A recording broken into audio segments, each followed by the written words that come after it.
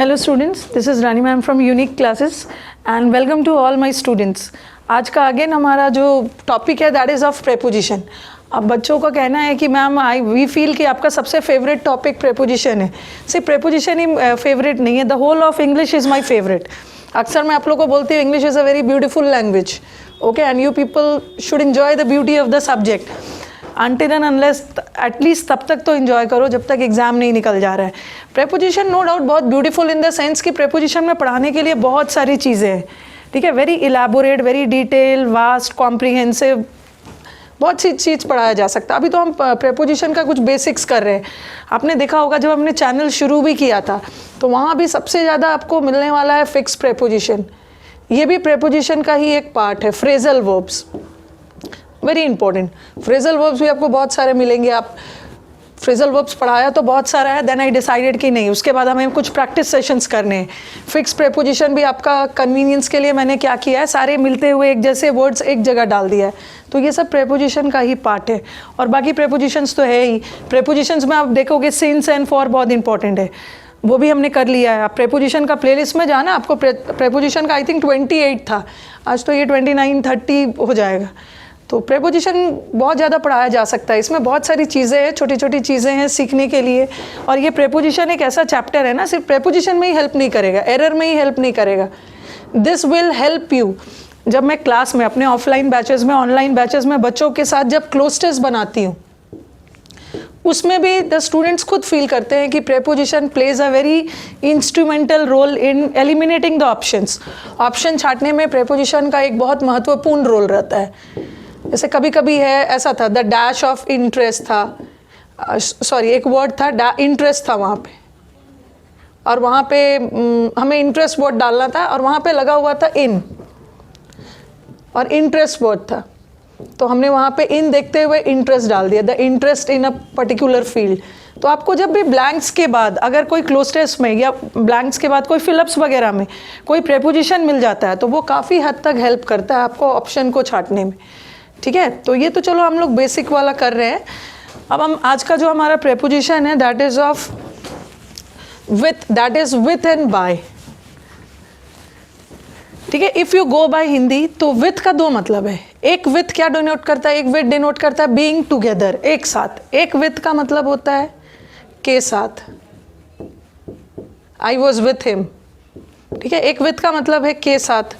और एक विथ हम हिंदी में अगर बोले तो एक विथ का मतलब होता है से. ही किल्ड द डॉग, जैसे ऐसा लिखा मैंने, he killed the dog with a stick.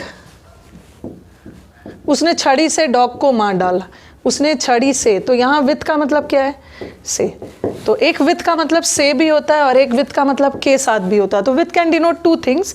One meaning of with is being together. Being together मतलब एक साथ, okay. And the other being, when do we use with, एक हम विथ किसके लिए यूज करते हैं, विथ इंस्ट्रूमेंट्स एंड वेपन्स. किस चीज, अगर किसी चीज से कोई काम किया जा रहा है, ओके, तो इंस्ट्रूमेंट्स और वेपन्स के लिए भी हम विथ का यूज करते हैं. पहला वाला सेंटेंस देखो, I will dash with you shortly. यहाँ विथ क्या बता रहा है, I will be with you shortly. Shortly का मतलब होता है तुरंत, okay, in no time, just तुरंत ही मैं तुम्हारे साथ रहूँगा. जैसे देखते हो बहुत सारे शॉप्स में लिखा हुआ मिल जाता है, जो शॉप्स नहीं खुलने वाले होते, opening shortly, in no time, मतलब तुरंत ही ओपन होने वाला है, तो मैं तुरंत ही आपके साथ रहूँगा. तो आई will be with you.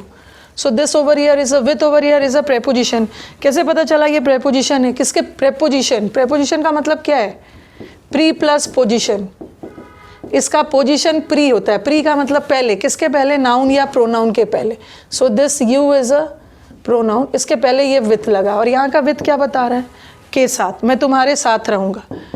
He was working with his brother. Again वो अपने भाई के साथ काम कर रहा था. Brother is a noun, noun के साथ प्रेपोजिशन लगा हुआ है. तो यहाँ विथ को मैंने किस सेंस में रखा है, विथ को के साथ के सेंस में रखा है. बट मैं देखती हूँ एग्जाम्स में ज़्यादातर विथ से रिलेटेड कौन वाला क्वेश्चन आता है, इंस्ट्रूमेंट्स वाला, इंस्ट्रूमेंट्स और वेपन्स वाला. देखो, I wrote the answers dash a pen. मैंने पेन से आंसर्स को लिखा. तो यहाँ लिखने के लिए किसका यूज़ हो रहा है, चलो पेन हमारा वेरी पावरफुल, पेन को हम एज अ वेपन भी बोल सकते हैं, बहुत पावरफुल हथियार है. तो यहाँ पे इंस्ट्रूमेंट है, पेन किसका काम कर रहा है, एक इंस्ट्रूमेंट का काम कर रहा है, तो इंस्ट्रूमेंट के लिए विथ लगाओगे, ये नहीं लिखोगे I wrote the answers by a pen, नहीं होगा, क्योंकि आपने लिखने के लिए कौन से इंस्ट्रूमेंट का यूज़ किया, पेन का। Pen over here is acting as a weapon, as an instrument, तो उसके साथ विथ लगाओ। लेकिन नेक्स्ट वाला देखो, I wrote the answers with blue ink, मैंने पेन से लिखा, पेन इंस्ट्रूमेंट का काम कर रहा है, तो इंस्ट्रूमेंट के साथ अभी मैंने बोला इंस्ट्रूमेंट के साथ आपका विथ लगेगा। लेकिन यहाँ पे देखो, यहाँ मैंने ब्लू कलर के इंक से लिखा, तो here ink is not acting as an instrument, तो यहाँ all the answers must be written, मैंने इसमें सही वाला ऑप्शन नहीं डाला है, all the answers must be written लगा के दे देंगे, विथ इंक, बाय इंक या इन ब्लू इंक। इंक वगैरह आ जाए ना तो उसके लिए इन लगाओगे। All the answers must be written, with तो बिल्कुल नहीं होगा, विथ इसलिए नहीं होगा because here ink is not acting as an instrument, instrument का काम नहीं कर रहा है, इसलिए इसके साथ विथ तो नहीं होगा। और बाय भी नहीं होगा, क्योंकि हम बाय का यूज़ किसके लिए करते हैं, डूअर के साथ, कर्ता के साथ, तो यहाँ ink is not the doer, कोई कर्ता का काम नहीं कर रहा है, यहाँ भी बाय नहीं हो, इन। ओके, तो ये याद रखना, आई wrote the answers with a pen, with a pencil, but in blue ink, in black ink, in red ink. Okay, जैसे अभी आपका CHSL में ही क्वेश्चन है, प्रीवियस पेपर देखोगे उसमें आपको मिल जाएगा, जैसे लिख दिया मैंने, ही ओपनड,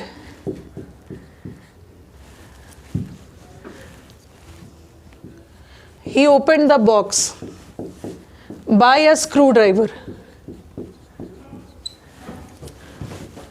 उसने स्क्रू ड्राइवर से बॉक्स को खोला, तो बॉक्स को खोलने के लिए उसने किस इंस्ट्रूमेंट, किस औजार का यूज़ किया, किस वेपन का यूज़ किया, स्क्रू ड्राइवर। और वेपन्स के साथ, इंस्ट्रूमेंट के साथ हम कभी भी बाय नहीं लगाते, विथ लगाते। Okay, he open the box by a screw driver नहीं होगा, it should be with a screw driver. फिर एक आपका ऐसा भी क्वेश्चन आया हुआ है, द माउंटेन्स आर कवर्ड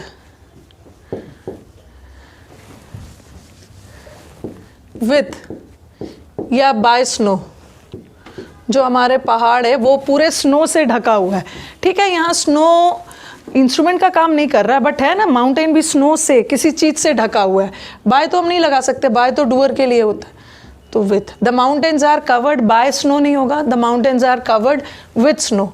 किससे उसने स्क्रू ड्राइवर से खोला, screw driver is acting as an instrument, उसके साथ भी विथ लगाएंगे। ओके, तो अभी आपने क्या देखा कि विथ किस सेंस में है, एक विथ टुगेदरनेस के सेंस में, के साथ, और एक विथ इंस्ट्रूमेंट के साथ काम करेगा, ठीक है। और इंस्ट्रूमेंट में भी पेन के साथ with pen, blue red ink आ गया तो इन हो गया।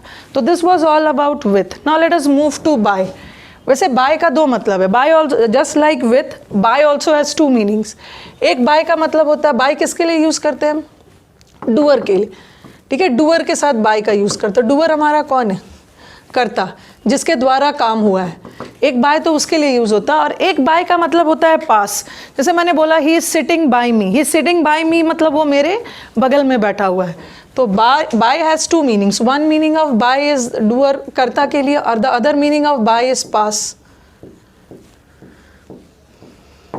ठीक है। और एक बाय तो टाइम भी बताता है, तक के सेंस में यूज़ होता है, टाइम। चलो यहाँ पे लिखती हूँ मैं,